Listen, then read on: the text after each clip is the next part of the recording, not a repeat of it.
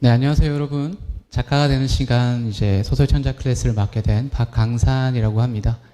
예, 박수를 치면서 한번 시작을 해볼까요? 반갑습니다. 네, 올해 23년도에 하반기 계획을 갖고 있는 분들도 있으실 테고 그렇지 않은 분들도 계실 텐데요. 올해 이제 5주간 수업을 통해서 마무리를 하면은 10월에는 그래도 올해 안에는 내가 쓴 단편 소설 한 편을 손에 쥐게 되리라고 생각이 됩니다. 저희 오늘 다음 강의 목차는 이렇게 다음과 같습니다. 네, 간략히 제 소개를 하고요. 강의를 안내할 거고요. 또 5주간 함께할 여러분들 소개도 짤막하게 해주시면 됩니다. 이후에 본격적으로 수업이 있을 예정입니다. 이 자기소개도 결코 형식적인 게 아니라 수업에 중요하게 포함이 되는 거니까요. 가볍게 진행을 해주시면 되겠습니다. 네, 우선 저는 소설가로 활동하고 있는 박강산이라고 합니다. 이 대학교에 다닐 때 문해지의 투고한글이 당선이 되어서 줄곧 창작 활동을 병행을 하고 있고요. 이후에 문체부 산하기관에서 소설 창작 강사 의뢰를 받은 이후로는 이게 소설가이자 강사로 살고 있습니다. 올해부터는 서울의 남산도서관이나 여러 가지 문학관에서도 강의를 진행을 하고 있습니다. 제가 소설 창작 강의 운영을 하면서 즐거워 아쉬웠던 건 더 많은 분들이 이 창작의 재미를 느꼈으면 좋겠는데 사실 계기가 잘 없잖아요. 여러분들이 수업 들을 때 너무 이렇게 수업이라기보다는 가볍게 유튜브 같은 거 보실 때 가볍게 보잖아요. 그러다가 재밌는 콘텐츠를 발견하면 따라해보기도 하고 약간 그렇게 가벼운 마음으로 따라와 주시면 좋은 결과를 만나보리라 생각이 됩니다. 사실 현직 작가들도 막상 마감이 닥쳐야 글을 쓰게 됩니다. 여러분들도 이번 클래스를 들으면서 조금씩 마감이라는 걸 느껴보면서 소설이란 걸 써보면서 제출하면서 피드백을 받아보면서 내 작품을 디벨롭해보는 경험을 가져갔으면 좋겠습니다. 우선 소설을 배운다라고 했을 때 그 비율을 따져보면은 읽기가 90%, 쓰기가 10%입니다. 이 100명의 현직 작가한테 물어보면 다 똑같이 답을 해요. 작가님, 소설을 잘 쓰려면 어떻게 해야 되나요? 독자님, 잘 쓴 소설을 많이 읽으세요 라고 답을 합니다. 이게 정답이에요. 그래서 저희 수업은요, 매주 1회 혹은 한두 편의 단편 소설을 읽어오는 게 기본입니다. 이미 지금 오늘 읽을 단편은 제가 이렇게 준비를 해두었어요. 나중에 읽는 시간이 있으니까 그것들 같이 읽어보도록 합시다. 각 단편은 그 수업 주차의 수업 주제와도 연관이 있는데요. 오늘의 수업 주제는 무엇일까를 생각하면서 읽어보시면 그것도 또 하나의 재미 포인트가 될 것 같아요. 그리고 무엇보다 제가 이 소설 창작 클래스에서 중요하게 생각하는 건요. 바로 이겁니다. 취향을 찾는 거예요. 사람마다 좋아하는 영화 장르가 다르듯이 문학에도 취향이라는 게 존재합니다. 네, 커피도 다르고 음식도 다르고 그런 것처럼 문학에도 취향이라는 게 존재하는데요. 근데 우리가 이 문학에서 유독 취향이라는 걸 찾기 어려운 건 절대적인 노출수가 부족하기 때문이라고 생각을 합니다. 여러분 혹시 영화 중에서는 어떤 장르를 좋아하시나요? 어떤 거요? 또 어떤 장르 좋아하세요? 스릴러 좋아하세요. 옆에 친구분은 스릴러 좋아하시는군요. 뒤에 친구분은? 잘 안 들려요. SF 장르? 저도 SF 장르 좋아합니다. 그 뒤에 친구는 혹시 어떤 장르 좋아하세요? 액션물 좋아하시는군요. 로맨스도 있고 뭐 호러, 공포물, 액션 다양하죠. 근데 영화도 많이 봐야 내가 어떤 장르를 좋아하는지 알잖아요. 내가 코미디 부분을 봤는데 어떻게 액션을 좋아하는지 알 수 있겠습니까? 이 문학도 마찬가지인 것 같아요. 이번 수업을 통해서 내가 다양한 작품을 접해보면서 내가 좋아하는 작품은 무엇인가, 내가 좋아하는 장르는 무엇일까, 그 나의 취향을 한번 알아보는 시간을 가져가 봤으면 좋겠습니다. 다시 말해서 단편 소설을 읽는다는 것은 나의 취향에 대한 확신을 가지는 과정을 거치는 겁니다. 무슨 말이냐면 내 옆에 있는 친구가 공포영화 좋아한다고 해서 우리는 거기에 대한 가치평가를 하지 않죠. 너가 공포영화를 싫다고 해서 그 친구 억지로 영화관에 데려다가 앉혀놓지는 않잖아요. 마찬가지로 문학도 가치평가를 하기보다는 다양한 작품을 접해보면서 내가 무엇을 좋아하는지 한번 알아봤으면 좋겠습니다. 우리가 문학을 너무 공교육안에서 접하다 보면 마치 정답이 있는 것처럼 느껴지기 마련인데요. 조금은 교육의 틀을 밖에서 온전히 내 취향을 찾는 거에만 집중을 해보는 시간을 가져보는 것도 좋을 것 같아요. 제가 여러분들께 제공한 텍스트도 마찬가지예요. 어떤 작품은 누군가를 되게 좋아할 수도 있고 어떤 작품은 누군가는 되게 별로라고 생각할 수 있어요. 그런데 공부를 할 때는 내가 좋아하는 작품을 읽는 것도 좋은 공부가 되지만 내가 싫어하는 작품을 한번 탐독해보는 것도 굉장히 좋은 공부가 됩니다. 나라는 사람을 설명하는 가장 효율적인 방법이 내가 좋아하는 것을 말하는 것이라고 생각하는데요. 내가 좋아하는 게 무엇인지 한번 이 클래스를 통해서 알아가 보면 좋겠습니다. 자, 글을 읽었다면 그 다음 챕터는 글쓰기겠죠. 자, 주 1회 조그마한 짧은 글쓰기 과제를 드릴 거예요. 제가 문해창작학과를 전공으로 다니고 대학교나 문학관에 강의를 하러 다니면서 이런 질문을 스스로에게 정말 많이 했어요. 이 문학을 가르친다는 것, 또 문학을 배운다는 것, 그게 가능한 걸까? 제가 고민을 하다가 내린 결론은 이거예요. 나는 이렇게 쓴다. 문학을 가르치는 사람이 할 수 있는 건 이건 것 같아요. 나는 이렇게 써. 다른 사람은 모르겠는데 나는. 그리고 이후에하는 일은 여러분들 보고 독촉하는 겁니다. 수강생 보고 말을 하는 거죠. 쓰세요. 써서 저한테 보내주세요. 그리고 같이 그 작품에 대해서 이야기를 해보는 겁니다. 그러고 나면 다음 단계인 과제물 피드백이 있습니다. 여러분들은 과제물을 제가 알려드릴 홈페이지에 올려주시면 되는데요. 시간을 조금 최대한 여유롭게 둬서 여기는 이틀 전 자정까지라고 되어 있지만 여러분 학교 다니느라 바쁘잖아요. 그래서 하루를 더 드려서 화요일 점심 전까지 제가 드리는 짧은 글쓰기 과제를 홈페이지에 올려주시면 될 것 같아요. 오늘 수요일이니까 화요일 점심 전까지는 올려주셔야 제가 오후 중에 피드백을 해서 수요일에 같이 이야기를 나눌 수 있겠죠. 그래서 그렇게 염두를 해주시면 되겠습니다. 그러면 제가 그 내용을 피드백하고 내용을 기반으로 해서 같이 수업에 보탤 거예요. 이렇게 총 여러분들은 3개의 짧은 글쓰기 과제를 수행하게 됩니다. 그렇게 쓴 3개의 작품 중에 조금 마음에 드는 작품 하나를 골라서 디벨롭하는 거예요. 분량도 채워보고 주제도 보완해보고요. 정리하자면 총 3개의 짧은 글쓰기를 하고 그 중에 하나 디벨롭하는 겁니다. 여기 분량을 A4 3페이지라고 되어 있는데 아마 쓰다 보면 좀 어려울 거예요. 그래서 A4 1페이지, 2페이지 괜찮습니다. 그래서 이 수업을 한마디로 정리하자면 여러분들이 이제 문해창작학과에 단기 입학했다고 가정을 해봐도 좋습니다. 우리는 작품을 읽고 쓰고 발전시켜 나갈 거거든요. 이 전체 과정을 한눈에 요약하자면 이렇게 되는 거죠. 마지막 디벨롭하는 주차에 특정 작품 하나를 찍어서 분량이 부족한 사람은 분량을 채우고 주제적으로 보완할 게 있다고 판단되면 주제를 보완할 겁니다. 제가 굳이 편하게 듣기만 해도 되는 강의가 아니라 쓰기를 권장해 드리는 이유는 뭐냐면요. 꼭 말씀드리고 싶은 건 이거예요. 이 창작의 종착지는 발표라는 겁니다. 사실 내 글을 누군가에게 보인다는 게 조금은 부끄러울 수 있어요. 그렇지만 그럼에도 불구하고 이게 중요한 것 같아요. 그럼에도 불구하고 써서 세상에 내놓는 거란 말이죠. 그런 면에서 소설은 아주 말수가 적은 사람이 아주 힘들게 겨우 한마디 꺼내놓는 것과 비슷하다고 저는 생각을 합니다. 세상에 존재하는 다양한 말하기의 방식 중 여러분들이 소설이라는 장르를 택했다면 그게 단 한마디일지라도 세상에 내놓을 수 있어야 돼요. 그래서 컴퓨터 안에만 잠들어 있는 글은 소설이 될 수 없다라는 게 제 생각입니다. 소설은 기본적으로 말하는 행위이고 말하는 행위는 궁극적으로 누군가 들을 수 있을 때의 의미를 가지겠죠. 그 과정을 조금 수월하게 하는 걸 제가 도와드리겠습니다. 자, 그래서 오늘의 OT가 이렇게 끝이 났습니다. 앞서 말씀드린 바와 같이 여러분들의 참여가 기반이 돼서 운영이 되는 프로젝트인 만큼 과제와 읽기를 열심히 해주시면 되겠습니다. 자, 이제 그럼 작가 소개가 있을 예정이에요.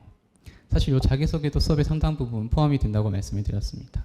여기서 작가라는 건 제가 아닌 여러분들을 말하는 거고요. 우리 이제 단순히 내 일기장에 쓰려고 글을 쓰는 사람들이 아니라 다른 사람한테 보이기 위한 글을 쓰는 사람들이잖아요. 그래서 조금 작가라는 직업의식을 한번 가져보고 자기소개를 하면 되겠고요. 보통 제가 자기소개를 부탁드리면 이름이랑 사는 곳, 가족 소개하고 얼른 마이크를 넘기시는데요. 그러지 말라고 제가 간략한 지침표를 만들어 놓은 겁니다. 예시로 저부터 해볼게요. 안녕하세요. 저는 박강산이라고 하고요. 필명인지 본명인지는 밝히지 않음으로써 필명인 척 하겠습니다. 그리고 제 삶에서 가장 큰 변화는 제가 이사를 앞두고 있다는 거예요. 이제 저는 서울에서 월세로 살고 있는데요. 이런 이사 시즌이 올 때면 굉장히 혼란스럽습니다. 어디로 가야 될지도 모르겠고요. 그래서 이게 제 삶에서 가장 큰 이제 변화입니다. 예전에는 저도 직장 생활을 해서 거주할 곳이 명확했는데 요즘에는 이렇게 프리랜서가 되면서 조금 애매해졌거든요. 한편 나를 가장 행복하게 하는 건 혼자 저녁을 조용하게 먹는 시간, 그걸 좀 제일 좋아하는 것 같고, 여러분 OTT 같은 거 많이 보세요? 저도 되게 많이 보거든요. 혼자 밥 먹으면서 영상 보는 걸 되게 좋아합니다. 그리고 가장 스트레스 받는 건 지금도 집에 잔뜩 쌓여 있는데 미뤄둔 설거지 거리들. 여러분 설거지 혹시 잘 하시나요? 저는 제가 하는데 엄청 스트레스를 많이 받습니다. 자, 이렇게 간략하게 자기소개를 해주시면 되는 거예요. 제가 마이크를 넘겨도 될까요?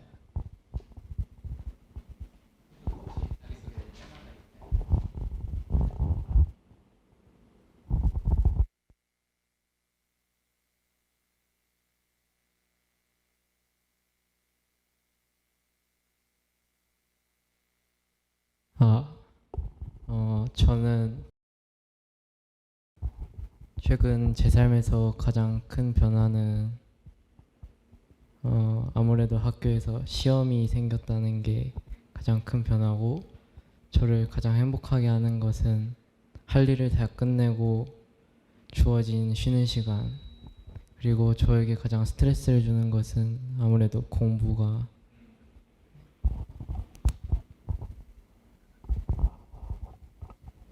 저는 고요. 제 삶의 변화는 저도 시험이 변한 것 같습니다.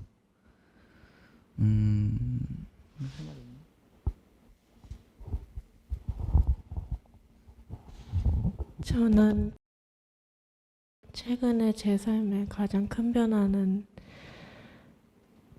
공부를 시작했다는 거고요.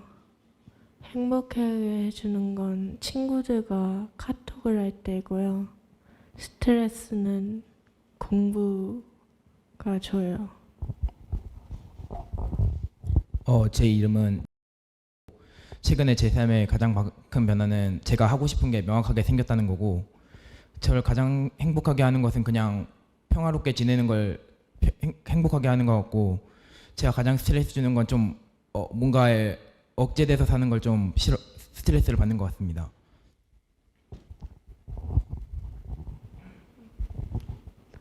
제 이름은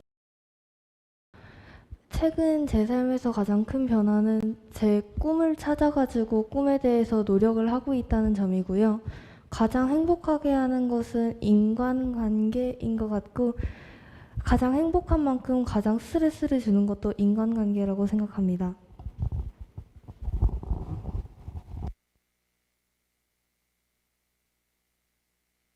뭔가 인간한테 행복을 받고 인간한테 스트레스를 받는다는 거 많은 분들이 공감하실 것 같아요. 좋습니다. 자, 이제 오늘의 수업 주제인 단편 소설 혹은 소설에 대해서 한번 이야기를 해보죠. 우선 보통 우리가 한국에서 소설이라고 하면 단편 소설, 장편 소설을 구분하는데, 우선 단편에 대해 이야기를 해볼게요. 단편 소설이라고 말하는 장르에는 사실 명확한 기준이 없다는 거 아세요? 이 단편 소설의 정수라고 불렸던 해밍웨이는 원고지 40매, 50매짜리 글을 썼습니다. 그래서 40매, 50매라고 하면 여편 소설이라고 불렀는데요. 그 편지지 뒷장에 있는 조그만한, 이를테면 이렇게 뒷면 페이지에다가 쓴 아주 짧은 소설이라는 뜻이기도 합니다. 그러니까 단편 소설이라고 부르는 건 사실 비장편 소설, 장편 소설이 아니다라는 뜻에 더 가깝습니다.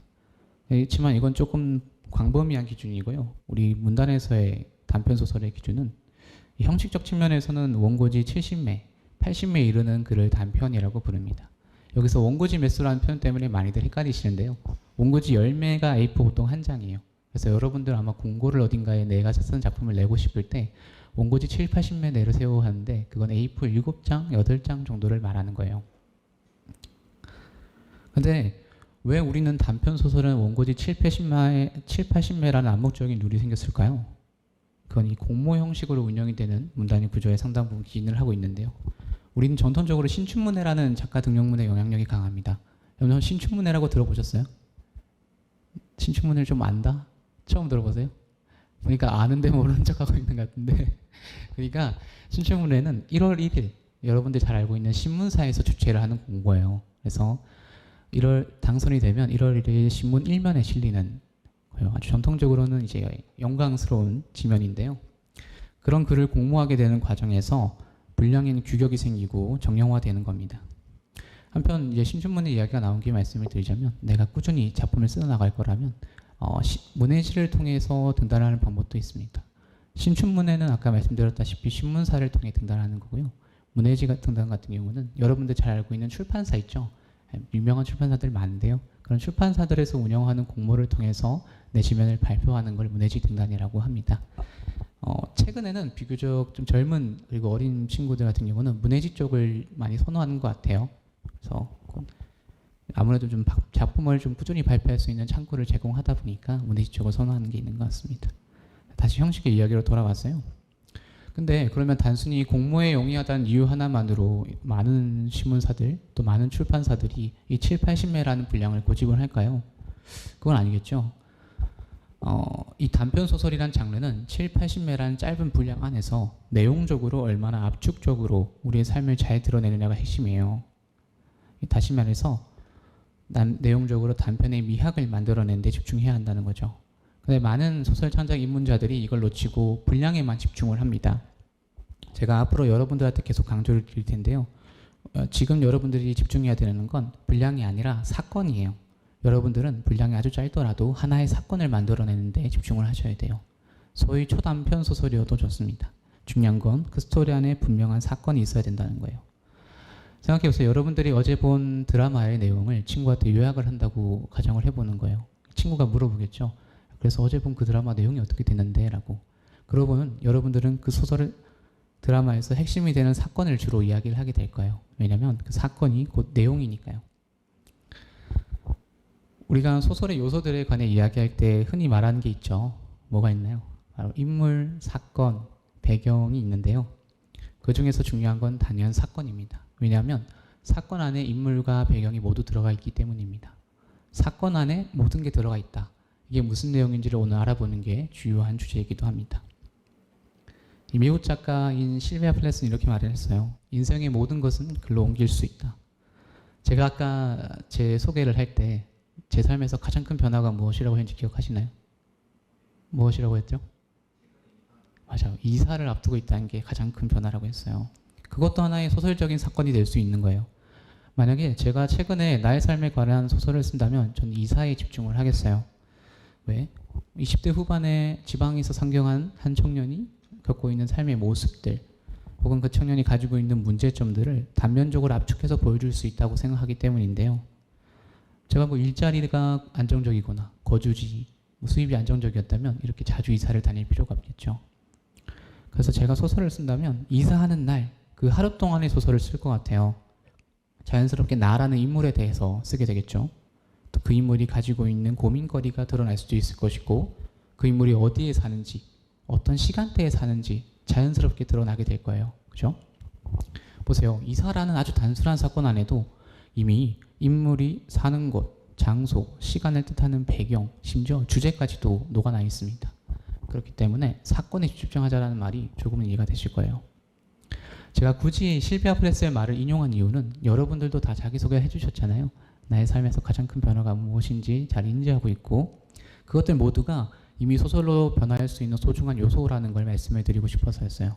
근데 여러분들과 저는 이 수업을 통해서 소설을 만들어가고 사건을 만들어가는 연습을 해볼 거예요.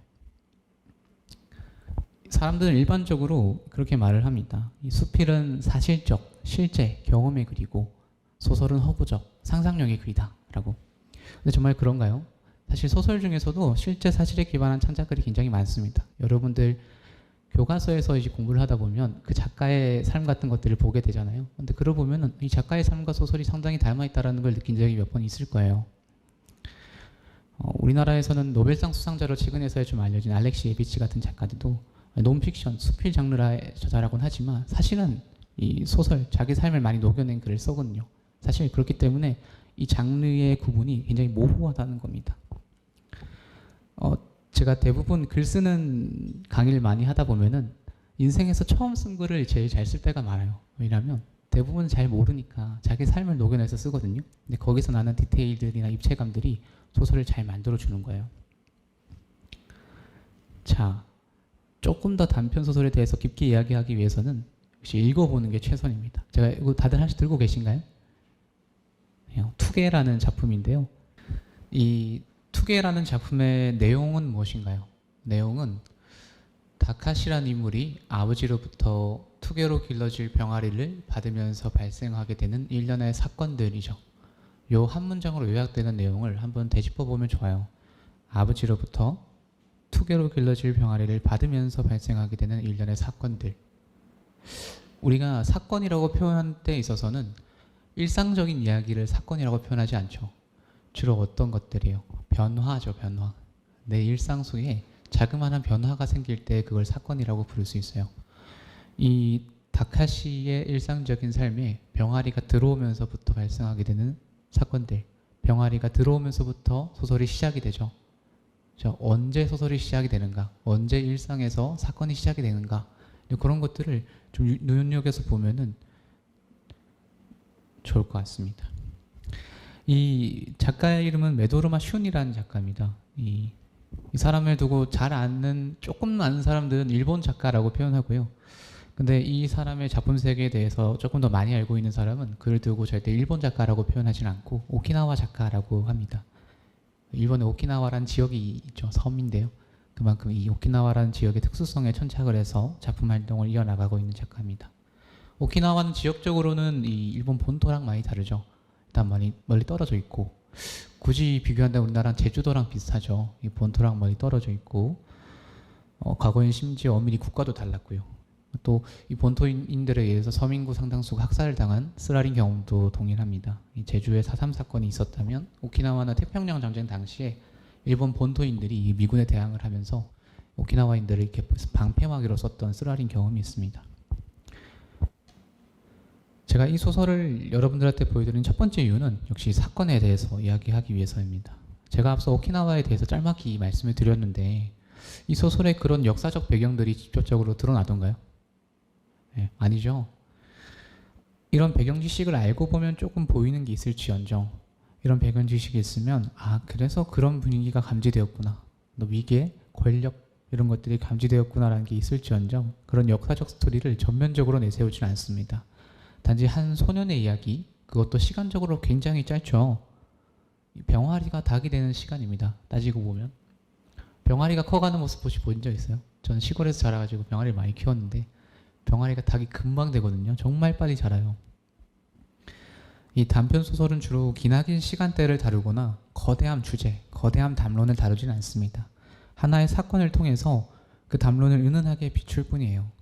마찬가지로 제가 아까 쓸 수도 있다던 이사에 관해서도 막 두루뭉술하게 거창한 주제를 들이대면서 이야기를 하지 않을 거예요. 그냥 한 청년이 이사를 하는 담백한 모습을 비출 뿐이에요.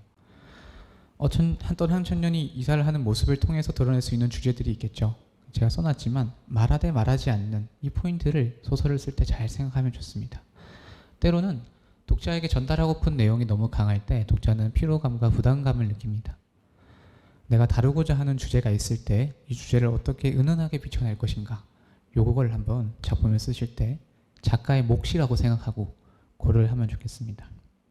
그게 투게라는 작품을 보여드린 첫 번째 이유고요. 두 번째 이유도 있습니다. 바로 첫 문장에 관해 이야기하기 위해서인데요. 투게 첫 문장을 한번 같이 볼게요. 다카시가 아버지 요시아키한테서 다우치 병아리를 받은 건 손수 잡은 돈박스를 수제재장에 넣고 소리 높이 울 때까지 키웠던 5학년 여름이었다라고 되어 있습니다. 앞으로 소설을 읽을 때는 마지막 문장을 읽고 나서 다시 첫 문장으로 돌아가 보는 습관을 가져보세요. 그 첫 문장이 전체 글을 어떻게 이끌어 나가고 있는지를 보면 굉장히 흥미로울 때가 많습니다. 이 두 개의 첫 문장의 특징은 무엇인가요? 아까 제가 사건 안에 모든 게 들어가 있다라고 말했죠. 마찬가지로 이 첫 문장 안에도 소설의 모든 것이 들어가 있습니다. 차분히 분석해 보면 크게 주요 인물인 다카시, 그리고 아버지인 요시아키, 그리고 나중에 아카가 된 병아리가 있죠. 다우치 병아리. 또 무엇이 있나요? 시간이 있죠. 5학년 여름이었다. 여름이었다라고 끝을 맺는 문장은 SNS에 되게 유행했던 거 아시나요? 여름이었다로 끝을 맺으면 어떤 문장을 붙여도 좀 은은한 분위기가 된다라는 맥락에서 유행을 했던 게 있는데요. 외국 작품에서 이렇게 찾아볼 수 있습니다. 이 첫 문장에는 소설을 주요하게 다루는 인물과 시간 모두 등장을 합니다. 비단 이 소설뿐만이 아니에요. 우리나라에서 같은 시기에 문학상을 받은 작품 두 개를 첫 문장만 비교를 해볼게요. 이건 19년도 젊은 작가상 수상집에 실린 두 작품인데요. 백수린 작가의 시간의 궤적이라는 작품입니다. 언니가 내게 말을 걸어온 것은 부활절 방학이 시작되기 전에 어느 수요일이었다. 어떤 인물이 나올지 시간적으로 언제인지를 명확히 밝혀주고 있죠. 이 문장이 대단히 미학적인가요, 여러분? 그렇지 않죠. 여러분들이 소설을 쓰면 있어서 최소한 문장 때문에 부담을 가질 필요는 없습니다. 제가 앞으로 여러분들께 보여드릴 텍스트 모든 게 마찬가지고요. 여러분들이 읽다 보면 최소한 내가 문장을 쓰는 것 때문에 두려워서 소설을 멀리할 이유는 없구나라는 걸 깨닫게 되실 거예요. 그 다음 문장을 볼게요. 정영수 작가의 우리들이라는 작품인데요. 정운과 현수를 알게 되었을 때 내가 스스로도 이해하기 어려울 정도로 급작스럽게 거의 저돌적으로 그들에게 빠져든 건 당시 내가 인생에서 더 이상 건질 만한 것이 없다고 생각하고 있었기 때문일지 모르겠다. 인물이 자연스럽게 나오죠. 모든 인물들의 이름이 대명사로 구체적으로 나옵니다. 시간은 내가 그들에게 빠져든 시기라고 표현하고 있습니다. 이 앞에서처럼 구체적으로 수요일, 부활절 방학처럼 구체적으로 지칭하지 않아도 얼마든지 배경을 드러낼 수 있습니다. 때때로 소설을 쓰다 보면요, 내가 처음 구상을 했던 어떤 주제 혹은 감정, 가치관에 매몰되어서 그 소설을 진짜 이끌어 나갈 인물을 제대로 보여주지 않고 이어나갈 때가 있습니다. 차분하게 누가 이 소설을 이끌어 나갈지, 누가 이 단편 소설의 자동차 운전대를 쥐고 있는지 독자들에게 소개시켜 준다라고 생각하는 거예요. 앞으로 이 인물이 이 글을 이끌어 나갈 거야 라고 친절하게 안내해 주는 거죠. 그렇게 짤막하게나마 설명을 해줘야 독자들도 안심하고 이 자동차 뒷좌석에 안전벨트를 매고 끝까지 앉아있을 수 있겠죠. 이런 말이 있습니다. 이 소설의 시작은 사건의 한복판으로부터, 그 사건의 한복판에 누가 있는지, 누가 무엇을 하는지를 독자에게 설명을 해주면서 시작을 하면 좋겠습니다. 그럼 우리도 한번 써볼까요? 이 클래스는 기본적으로 이 쓰기에 초점이 맞춰져 있습니다. 그래서 여러분들이 써주셔야 되는데요. 제가 가이드라인을 한번 드려볼게요. 내가 땡땡땡을 처음 만난 건 땡땡땡이었다. 당신아는 땡땡땡을 하던 무렵이었다. 위 문장으로 한번 써볼게요. 한 7분 정도만 써볼게요. 그렇죠? 한 문장만 써보는 거예요. 내가 누구를 처음 만난 건 언제 혹은 어디였다. 당신아는 무엇을 하던 무렵이었다. 7분 정도만 써보겠습니다. 자, 이제 익명을 하기 위해서 섞었고요. 자, 다시 읽어볼게요. 내가 예은이를 처음 만난 건 봄날 유치원이었다. 당신아는 굴러다니는 돌멩이 중 하나를 쥐어 바닥에 그림을 그려던 무렵이었다. 좋습니다. 요 첫 문장을 만들 때 중요한 건 이 문장을 읽고서 여러분들이 머릿속에 그림을 그릴 수 있는가, 이 이미지를 가지고 구체화할 수 있는 이미지를 그릴 수 있는가를 생각을 해보세요. 여러분들이 어떤 출판사의 편집자라고 생각을 해보세요. 작가로부터 글을 딱 받았어요. 제일 처음 해야 될 일은 그 책의 표지 이미지를 만드는 일이라고 칩시다. 그 표지 이미지를 무엇으로 만들까? 이 첫 문장으로 만든다고 했을 때 구체적인 이미지로 딱 그려지는가가 중요한 것 같아요. 그래서 내가 예은이를 처음 만났을 때 바닥에 돌을 짚고 이렇게 그림을 그리고 있던 그게 그림이 잘 그려지죠. 좋습니다. 내가 그 아이를 처음 만난 건 작년 겨울이었다. 당신 아이에게는 아무것도 남아있지 않아서 혼자 세계를 방황하던 무렵이었다. 그래서 조금 외로운 한 아이가 홀로 남아있는 모습이 그려지죠. 조금 더 디테일한 이미지 같은 것들을 더해보는 방법을 광고해 볼 수는 있겠죠. 그렇죠? 요즘 잘 썼습니다. 홀로 있는 한 아이라는 이미지 만들어내는 거 좋았고요. 내가 그녀를 처음 만난 건 눈이 내리던 작년 겨울이었다. 당신아는 모든 것을 포기하려고 했다. 좋습니다. 저라면 여기다가 장소를 더할 것 같아요. 내가 어디에서 서 있고 눈이 내리는 모습을 보고 있는지 이런 것들을 더해준다면 조금 더 디테일이 더해지겠죠. 좋습니다. 내가 그 아이를 처음 만난 건 벚꽃 비가 내리던 5월이었다. 당신아는 새 학교에 적응하던 중이었다. 이것도 좋아요. 내가 새로운 일상에서의 변화를 맞이했죠. 그리고 시기 같은 것도 벚꽃비라고 돌려서 표현을 했고요. 좋습니다. 내가 철수를 처음 만난 건 사람들이 많은 식당이었다. 당신아는 아르바이트를 하던 무렵이었다. 사람들이 분주한 식당에서 바쁘게 아르바이트를 하고 있는 화자의 모습. 그래서 철수와의 만남이 어떻게 이 화자의 삶에 영향을 미치게 될지 그런 것들을 잘 드러낼 수 있겠죠. 내가 완벽한 사람을 처음 만난 건 어느 한 노부부 살해되었던 단독주택이었다. 당신아는 그 살인사건을 조사하고 있던 신입 형사였다. 직업을 디테일하게 그려주면서 신입 형사가 앞으로 마주하게 될 살인사건 같은 것들에 궁금증을 좀 자아내는 문장이네요. 좋습니다. 다들 흥미가 가는 첫 문장 잘 만들어주셨네요. 그래서 시간이 째깍째깍 가니까 뭐라도 쓰게 되죠. 그래서 좋은 작가가 악독한 편집자를 만났을 때 굉장히 좋은 작품이 나옵니다. 그래서 제가 할 역할은 악독한 편집자가 되는 거예요. 그래서 써내세요 이렇게 강구하는 사람이 되는 겁니다. 소설은 기본적으로 관계에 대한 이야기예요. 누가 이제 아까 인간관계에서 행복을 느끼고 불행을 느낀다라고 했는데 소설도 마찬가지예요. 그 모든 관계에 대한 이야기가 소설이거든요. 이 첫 문장은 사실 그 관계를 구성하는 데 도움을 주는 문장입니다. 제가 최근에 공동저자 참여하면서 친해진 젊은 작가분이 계세요. 그냥 유명해지신 분이신데 여쭤봤어요. 작가님은 소설 첫 문장 어떻게 쓰세요? 라고 하니까 그분이 그렇게 말씀하시더라고요. 나는 지금부터 소설 쓰기를 시작한다 라고 쓰고 글쓰기를 시작을 한대요. 제가 생각하기에 글의 마지막에 쓰게 되는 게 첫 문장이거든요. 다 써놓고 다시 돌아와서 고치는 거죠, 첫 문장을. 근데 나는 지금 글의 마지막에 쓰게 되는 게 첫 문장이다 라는 이 말은 의미는 있고 그럴듯해 보이지만 사실 말은 안 되잖아요. 제일 처음 쓰는 게 첫 문장이지. 그렇기 때문에 이 가이드라인은 공사하기 전에 어떤 기초 단계라고 생각을 하시면 돼요. 여러분들이 소설을 시작할 때 이 문장을 기반으로 해서 작품을 시작하고 이후에 이 문장을 그대로 둘지 치울지 아니면 수정할지를 결정하면 됩니다.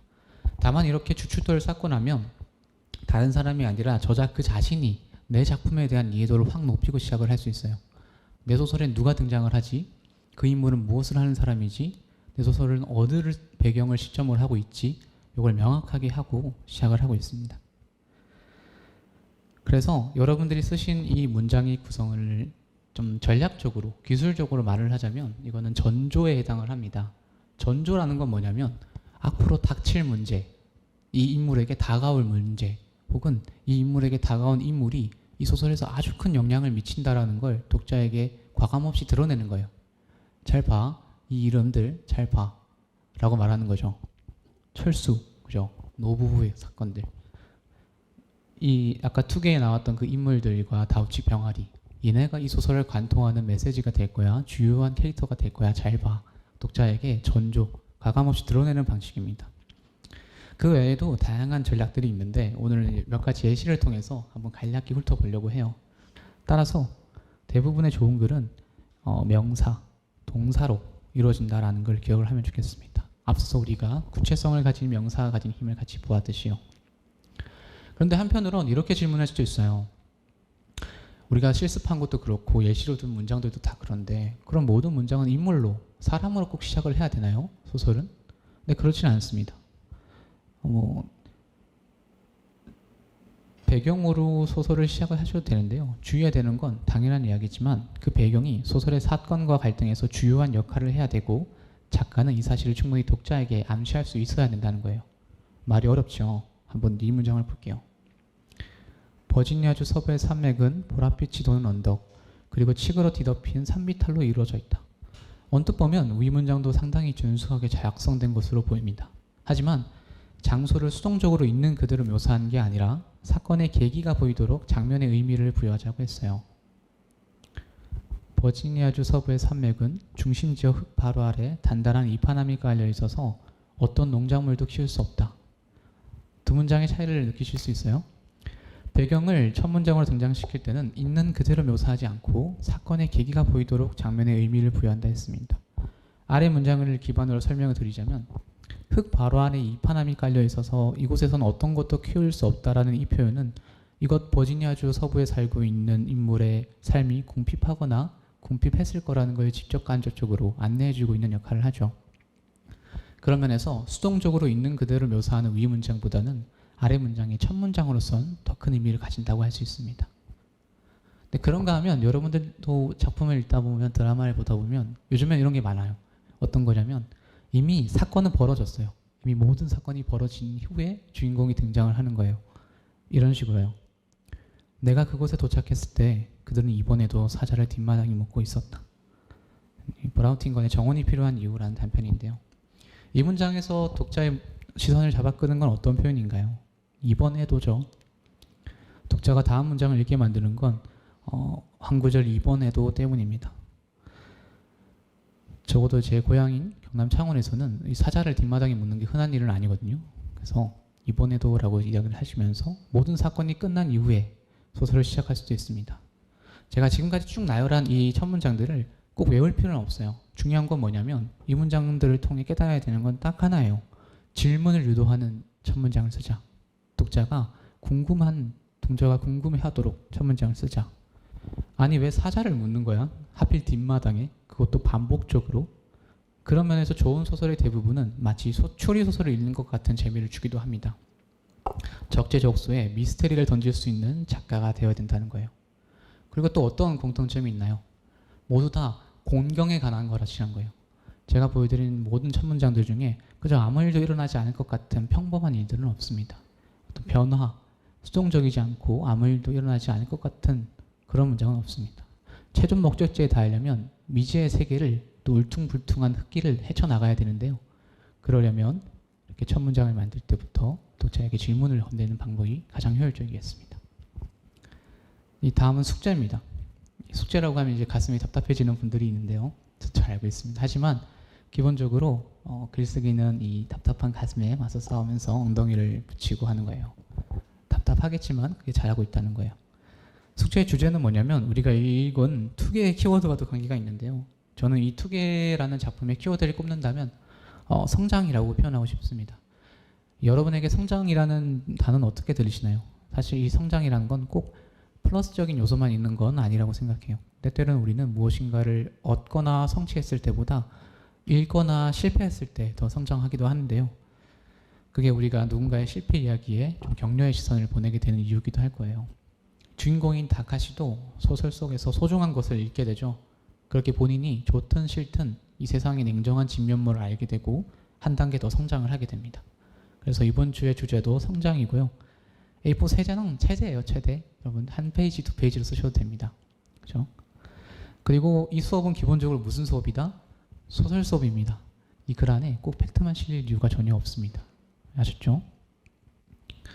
제가 아까 이사에 관한 소설을 제가 쓸 수도 있겠다고 했는데 그 소설 속에 등장하는 인물이 저 같은 남자가 아니라 여자일 수도 있고 20대가 아니라 50대 남자일 수도 있어요. 그렇죠? 다양하게 한번 구성을 해보세요. 그 링크를 제가 아마 홈페이지로 드리면 될 것 같은데 거기에 작품을 올리시면 돼요. 과제물을. 그리고 또 같은 문으로서 친구들이 올린 글을 좀 애정어린 시선으로 같이 읽어보시면 좋을 것 같아요. 왜냐하면 그 텍스트들을 이제 피드백을 하는데 나는 글을 하나 썼지만 피드백을 7개를 받으면 제 작품을 7개 쓴 것 같은 효과를 받을 수 있잖아요. 그래서 조금은 애정어린 시선으로 봐주시면 될 것 같고 언제까지라고요? 화요일 점심이 전에. 그렇죠? 오늘 실습을 활용했던 첫 문장을 써도 좋고요. 그렇지 않아도 좋아요. 한번 편하게 써보세요. 그러면 오늘 수업 이것으로 마치도록 하겠습니다. 저를 여러분들의 런닝메이트라고 생각해 주시면 좋을 것 같아요. 사실 누구도 창작을 가르칠 수는 없습니다. 또 누구도 작품을 보는 눈을 대신 길러줄 수도 없는데요. 다만 제가 혼자 쓰면서 좀 배웠던 것들, 깨달았던 것들을 여러분들과 공유하면서 자신들의 글을, 여러분들의 글을 쓸 수 있도록 좀 독려해 나갈 생각입니다. 저희 마지막까지 한번 같이 달려나가 보면 좋겠어요. 오늘 고생 많으셨습니다. 수고하셨어요.